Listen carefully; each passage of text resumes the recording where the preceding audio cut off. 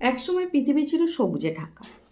পাখিরা সব গান গাইতো, বাতাসে থাকতো শান্তির ছোঁয়া। আর গাছেরা ছিল ধরিত্রী মায়ের আঁচলের মতো স্নেহে জড়িয়ে রাখা। আজ সেই আঁচল আমরা কেটে কেটে ফেলে দিচ্ছি। প্রতিদিন হাজারো গাছ কাটা পড়ছে, বনভূমি হারাচ্ছে নিজের দিশা।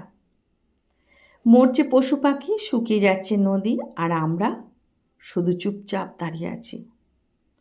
তাপমাত্রা বাড়ছে, বাতাসে বিষ ভরছে, বরফ গলছে, শহর গরমের চুল্লিতে পরিণত হচ্ছে। এইভাবে আর কতদিন? গাছ মানেই জীবন, গাছ মানেই পৃথিবীর ফুসফুস। একটা গাছ লাগানো মানে একটা প্রাণ বাঁচানো। আজ যদি আমরা ধরিত্রীকে না বাঁচাই, কাল হয়তো ধরিত্রী আমাদের বাঁচাতে পারবে না। চলো শুরু করি। না সরকারের জন্য, না সামাজিক ছবির জন্য, শুধু নিজের বিবেক আর ভবিষ্যতের জন্য একটা গাছ লাগাই। একটা ছোট্ট কাজ, একটা বড় প্রভাব। এই পৃথিবীটা আমাদের, গাছগুলোও। চলো আবার সবুজ ফিরিয়ে আনি ধরিত্রীতে।